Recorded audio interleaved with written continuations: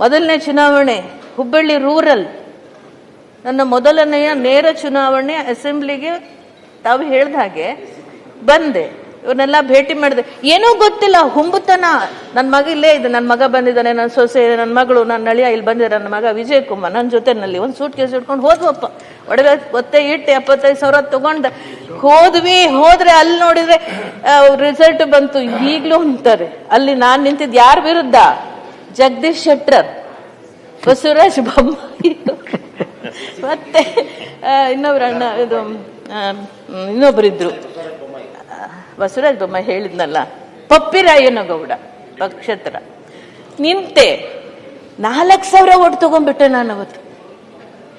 ಎಂತ ದೊಡ್ಡಲ್ಲ. ಯಾವ ಕ್ಷೇತ್ರ? ಹುಬ್ಬಳ್ಳಿ ರೂರಲ್.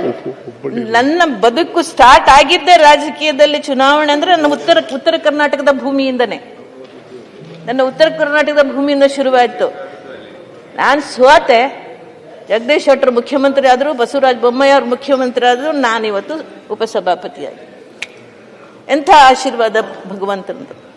ಹಾಗೆ ರಾಜಕಾರಣದಲ್ಲಿ ಕಾಂಗ್ರೆಸ್ ಪಕ್ಷ ನನಗೆ ಕೊಟ್ಟಂತಹ ಶಕ್ತಿ ಇದೆಯಲ್ಲ, ಅದೇ ನನ್ನ ಕಲಾವಿದೆಯಾಗಿ ನೀವೆಲ್ಲರೂ ಆಶೀರ್ವದಿಸಿ ಬೆಳೆಸಿದ್ರಿ. ರಾಜ್ಯದ ಜನತೆ, ನಮ್ಮ ಪ್ರೊಡ್ಯೂಸರ್ಗಳು, ನಿರ್ದೇಶಕರು ಬೆಳೆಸಿದ್ದಾರೆ. ನನಗೆ ಸಿಕ್ಕ ಅವಕಾಶಗಳನ್ನ ಸದುಪಯೋಗ ಮಾಡ್ಕೊಂಡು ಅಲ್ಲೂ ಬೆಳೆದೆ.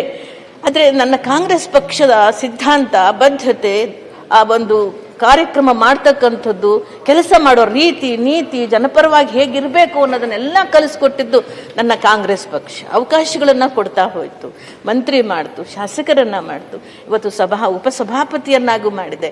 ಅದರಿಂದ ನಾನು ನನ್ನ ಪಕ್ಷಕ್ಕೂ ಕೂಡ ನಾನು ದೊಡ್ಡ ಕೃತಜ್ಞತೆಯನ್ನ ಸಲ್ಲಿಸ್ತೇನೆ. ಈ ಸಂದರ್ಭದಲ್ಲಿ ನನ್ನ ಹಾದಿಯಲ್ಲಿ ಬಂದಂಥ ನನಗೆ ಬೆಂಬಲವಾಗಿ ನಿಂತಹ ಬಂಗಾರಪ್ಪಾಜಿಯವರು, ಎಸ್.ಎಂ. ಕೃಷ್ಣಾಜಿಯವರು ಮೊದಲು ಹೇಳಿದ್ರು ಸರ್, ಅವ್ರ ಜೊತೆಲೇ ಹೋಗ್ತಿದ್ದೆ. ಎಸ್.ಎಂ. ಕೃಷ್ಣಾಜಿಯವ್ರ ಜೊತೆಲೂ ಕೂಡ ಭಾಷಣಗಳನ್ನು ಮಾಡಕ್ಕೆ ಜಿಲ್ಲಾ ಪಂಚಾಯತ್ ಚುನಾವಣೆ ಅಲ್ಲಿ ಅವ್ರ ಅಧ್ಯಕ್ಷರಿದ್ದಂಥ ಸಂದರ್ಭದಲ್ಲಿ ಆಗ ಗುರುತಿಸಿದ್ರು, ಈ ಹುಡುಗಿನಲ್ಲಿ ಒಂದಷ್ಟು ಟ್ಯಾಲೆಂಟ್ ಇದೆ ಅಂತ ಹೇಳಿ, ನಿನ್ನನ್ನು ನಾನು ಬಳ್ಳಾರಿ ಎಲೆಕ್ಷನ್ಗೆ ಹಾಕ್ತಾ ಇದ್ದೀನಿ, ನೀನು ಅಲ್ಲಿ ಹೋಗಿ ಕೆಲಸ ಮಾಡು, ನಿನಗೆ ಒಳ್ಳೇದಾಗತ್ತೆ ಅಂದ್ರು. ನನ್ಗೆ ಅವ್ರ ಮಾತಿನ ಅರ್ಥ ಗೊತ್ತಾಗ್ಲಿಲ್ಲ.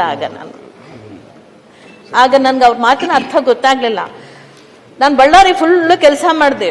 Umashree travelling like A wind ಅಂತ ಪತ್ರಿಕೆಗಳು ಬಂದಿತ್ತು. ಸುಷ್ಮಾ ಸ್ವರಾಜ್ ಅವರು ಮತ್ತು ಸೋನಿಯಾಜಿಯವರು ಅವರು ಗೆದ್ರು. ಆ ನಂತರದಲ್ಲಿ ಗೊತ್ತಾಯ್ತು, ನಮ್ಮ ಡಿ ಕೆ ಶಿವಕುಮಾರ್ ಸರ್ ಅವ್ರ ಮನೆ ಬಾಗ್ಲ ಹತ್ರ ನಿಂತಿದ್ದೆ. ಅವಾಗ ಇದು ನಡೀತಿತ್ತು, MLC-ಗಳಿಗೆ ಆಯ್ಕೆ. ಗೊತ್ತಿಲ್ಲ ಅವ್ರ ಮನಸ್ಸಲ್ಲಿ ಏನಿದೆ ಅಂತ. ಡಿ ಕೆ ಶಿವಕುಮಾರ್ ಜಿ ಅವರು ಬಂದು ಹಿಂಗೆ ಕರೆದ್ರು, ಬರಮ್ಮ ಇಲ್ಲಿ, ನೀನು ಡೆಲ್ಲಿಗೆ ಹೋಗ್ಬಾ. ಡೆಲ್ಲಿನೇ ಗೊತ್ತಿಲ್ಲ, ಮೊದಲನೇ ಸರ್ತಿ ಡೆಲ್ಲಿ, ಎಲ್ಲಿಗೆ ಹೋಗ್ಬೇಕು, ಹೆಂಗೆ ಬರ್ಬೇಕು, ಏನೇನು ಗೊತ್ತಿಲ್ಲ ನನಗೆ. ಎಂದು ಭಾಳಷ್ಟು ಹೋಗಿಲ್ಲ ಬಿಡಿ ಡೆಲ್ಲಿಗೆ. ಎಲ್ಲವೂ ಕೂಡ ನಾವು ಗಣೇಶನಂಗೆ ಇಲ್ಲೇ ನಾವು ನಮ್ಮನ್ನು ಪ್ರೊಟೆಕ್ಟ್ ಮಾಡೋರಿದೆ, ಎಲ್ಲ ಬೆಳೆದಿದ್ದೀವಿ. ಅವತ್ತು ಹೋಗಿ ಆ AICC ಬಾಗ್ಲೂ ಗೊತ್ತಿಲ್ಲ, AICC ಆಫೀಸ್ ಯಾರನ್ನ ಭೇಟಿ ಆಗ್ಬೇಕು ಗೊತ್ತಿಲ್ಲ. ಅಲ್ಲಿ ಒಬ್ಬರು ಸಿಕ್ಕರು, ರಂಜಿತ್ ಥಾಮಸ್ ಸಭಾಪತಿಗಳೇ. ಅವ್ರು ಸಿಕ್ಕರು. ಮೇಡಮ್ ಯು ಕಮ್ ಹಿಯರ್ ಅಂದರು. ಸರ್, ಯು ಆರ್ ಕರ್ನಾಟಕ ಅಂದರು. ಹೌದು ಸರ್ ಅಂದರು. ನಾನು ಕನ್ನಡ ಮಾತಾಡ್ತೀನಿ ರೀ, ಮಾತಾಡ್ರಿ ಅಂದರು. ಕನ್ನಡ ಮಾತಾಡೋದು, ಅವ್ರು ಕೇರಳದಿಂದ ಬಂದಂಥವ್ರು. ಆನಂತರ ನೀವು ಬಳ್ಳಾರಿ ಎಲೆಕ್ಷನಲ್ಲಿ? ಹೌದು ಸರ್ ನಾನೇ. ಕರ್ಕೊಂಡು ಹೋಗಿ ಅವ್ರ ಆಫೀಸಲ್ಲಿ ಕೂರಿಸಿ ಕಾಫಿ ಕುಡಿಸಿ, ಅವರು ಅವತ್ತು ಹಿಮಾಚಲ ಪ್ರದೇಶದ ಅವರು ಮಹಿಳಾ ಅಧ್ಯಕ್ಷರಾಗಿದ್ರು. ಮಹಿಳಾ ಅಧ್ಯಕ್ಷರು ಸರ್. ಅವ್ರಿಗೆ ಕರ್ಕೊಂಡೋಗಿ, ನೋಡ್ರಿ ಇದೇ ಹೆಣ್ಮಕ್ಳು ಮೊನ್ನೆ ಚುನಾವಣೆಯಲ್ಲಿ ನಮ್ಗೆ ಜೊತೆ ಕೆಲಸ ಇಲ್ಲ, ಇನ್ನೊಂದೇನೋ ಹೆಸರಿದೆ ಸರ್. ಸೊ ಅವರು ಬಹಳ ದೊಡ್ಡ ಕಣ್ಣುಗಳಿಂದ ಆಯಮ್ಮನ್ನು ಕರ್ಕೊಂಡ್ರು. ಎಲ್ಲರಿಗೂ ಪರಿಚಯ, ನನಗೇನು ಗಾಬರಿ ಏನಪ್ಪಾ ಇಷ್ಟೆಲ್ಲ ಆಗ್ತಾ ಇದೆ ಅಂತ ಅಂದ್ಬಿಟ್ಟು ಎಲ್ಲರಿಗೂ ಪರಿಚಯ ಮಾಡಿಸಿದ್ರಲ್ಲ. ಏನಕ್ಕೆ ಬಂದೆ, ಈ ಥರ ಕಲಿಸಿದ್ದಾರೆ, ಈ ಥರ ಕೇಳ್ಕೊಂಬ ಅಂತ. ಮೇಡಮ್ ಅವ್ರನ್ನ ಭೇಟಿ ಆಗ್ಬಿಟ್ಬಾ. ನಮ್ಗೆ ಈಗಲೇ ನಮ್ಗಳು ಭೇಟಿ ಆಗೋದು ಎಷ್ಟೋ ಕಷ್ಟ ಇರೋದು, ಆ ಕಾಲದಲ್ಲಿ ಹೆಂಗೆ ಭೇಟಿ ಆಗ್ಬೇಕು ನಾನು? ಅವರೆಲ್ಲ ನನಗೆ ತಕ್ಷಣ ಒಂದು ಲೆಟರ್ ಹಾಕಿ ಫ್ಯಾಕ್ಸ್ ಮಧ್ಯೆ ನಾವು ಕಳಿಸ್ತಾರಲ್ಲ, ಫ್ಯಾಕ್ಸ್ ಏನೋ ಅವಾಗ ಕಳಿಸಿದ್ರು. ಸರ್ ನೀವು ನಂಬಲ್ಲ, ವಿದಿನ್ 1 hour ಸೋನಿಯಾಜಿಯವ್ರ ಮನೆಗೆ ಕರೆಸ್ಕೊಂಡು ಮಾತಾಡ್ಸಿದ್ರು, ಕಳಿಸಿದ್ರು. ಅಲ್ಲಿಂದ ಬರೋ ಅಷ್ಟರಲ್ಲಿ ನನಗೆ MLC ಅನೌನ್ಸ್ ಆಗಿತ್ತು. ಹಾಗೆ ನನಗೆ ಅತ್ಯಂತ ಗೌರವವನ್ನು ಕೊಟ್ಟು ನನ್ನ ಪಕ್ಷ ಅವತ್ತಿನ ಕಾಲದಿಂದ ಇವತ್ತಿನ ಕಾಲದಲ್ಲೂ ನಡೆಸ್ಕೊಂಡಿದ್ದಾರೆ.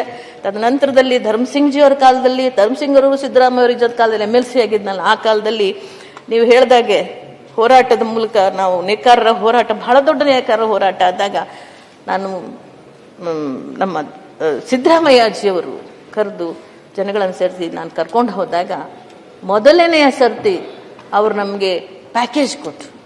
ವಿದ್ಯುತ್ ಸಬ್ಸಿಡಿ, ಯಶಸ್ವಿನಿ ಯೋಜನೆ, ಸಾಲ ಮನ್ನಾ, ಬಡ್ಡಿ ಮನ್ನಾ, ಈ ಥರ ಮೊದಲನೇ ಪ್ಯಾಕೇಜ್ ಹೋರಾಟದ ಮೇಲೆ ನಾನು ಒಬ್ಬ ಆರ್ಡಿನರಿ MLC ಆಗಿ ಅದನ್ನ ಗಿಟ್ಟಿಸ್ಕೊಂಡು ನಮ್ಮ ಸಮಾಜಕ್ಕೆ ಕೊಡೋಕೆ ಅನುಕೂಲ ಆಯಿತು.